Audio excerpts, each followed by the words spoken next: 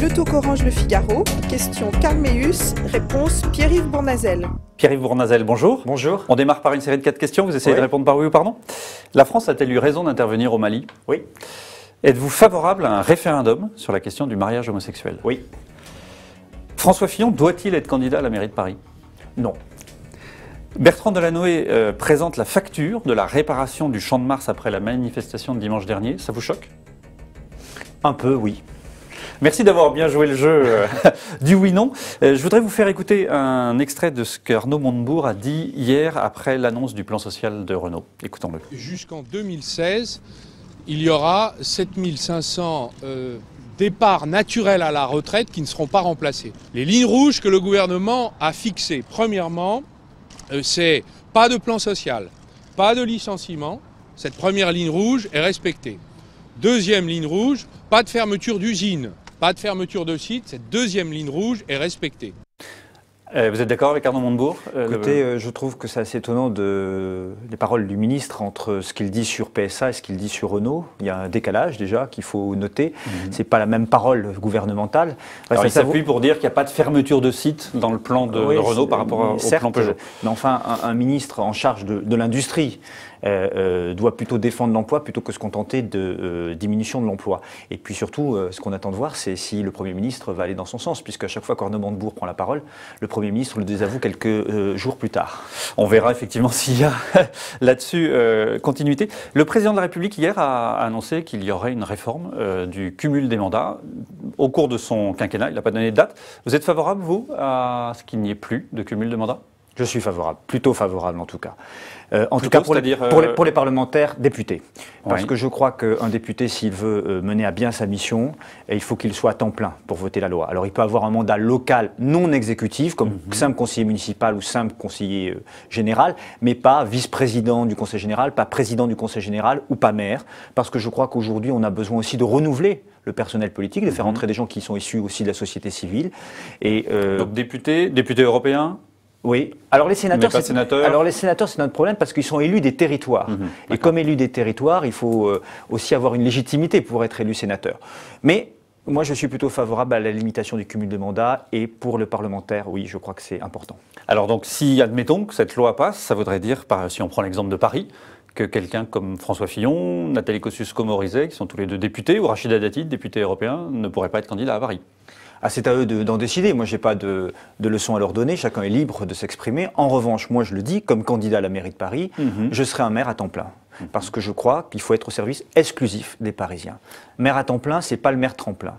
On a besoin de quelqu'un qui donne un cap, une vision pour le rayonnement international de Paris, à l'heure du Grand Paris, à l'heure de la concurrence des métropoles. On a besoin de réveiller Paris, l'attractivité économique, le rayonnement culturel, l'exemplarité écologique et numérique, et puis aussi répondre aux besoins de la vie quotidienne des habitants, des Parisiennes et des Parisiens, notamment sur le logement, sur les transports et la petite enfance. Quand vous dites un maire à temps plein, ça veut dire par exemple, si on prend juste l'UMP, la primaire de l'UMP qui va avoir lieu, on va y revenir, ce que vous dites, c'est que les candidats de l'UMP à la mairie de Paris doivent d'ores et déjà dire qu'ils ne seraient pas candidats en 2016 à la primaire pour la présidentielle, par exemple? Très clairement. Oui. Parce qu'on ne peut pas dire « je souhaite être maire de Paris en 2014, je vais vous abandonner à la primaire pour 2016 parce que j'ai d'autres objectifs ».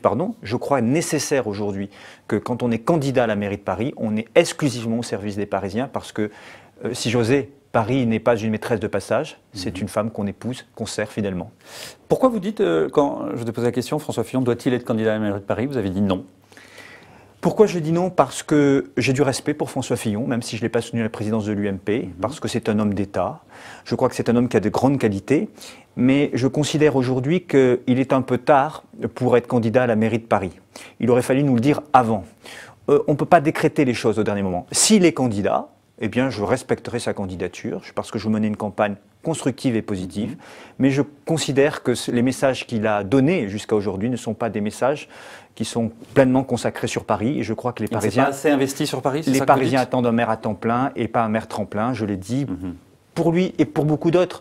Mais chacun est libre après de se présenter, et ce n'est pas à moi de faire l'arbitre. Effectivement, surtout si c'est une primaire ouverte. Ce qui veut dire, si on comprend bien ce que vous dites, que vous serez candidat quoi qu'il arrive, quel que soit le nombre de candidats, quelle que soit la qualité bien sûr, je suis prêt. Des candidats. Je suis prêt. je suis humble, mais déterminé.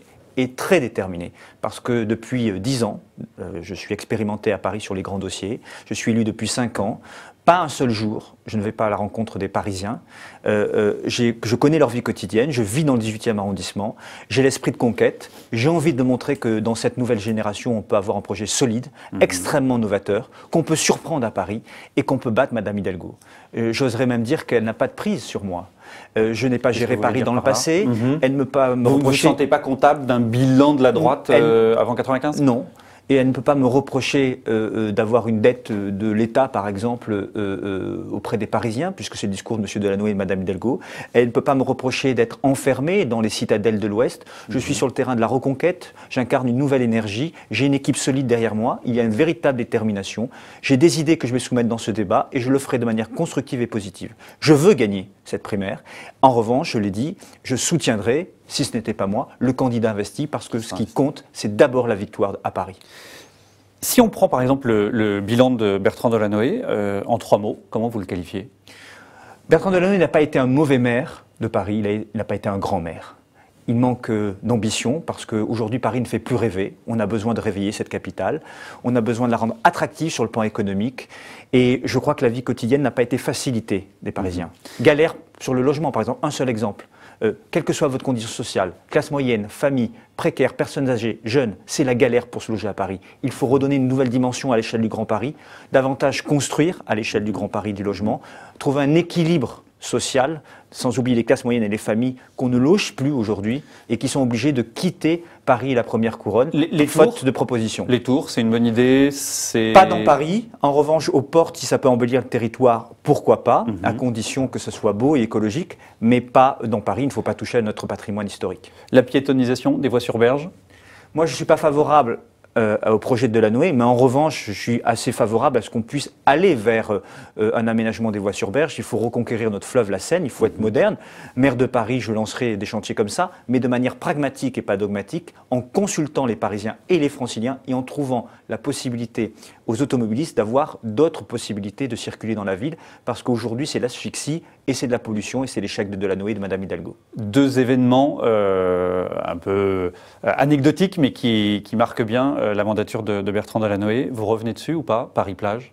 Non, je garde, j'améliore. La nuit blanche ? Je garde et je lui en donne une vision encore plus dynamique et plus grand parisienne. Pierre-Yves Bournazel, merci d'avoir répondu à nos questions.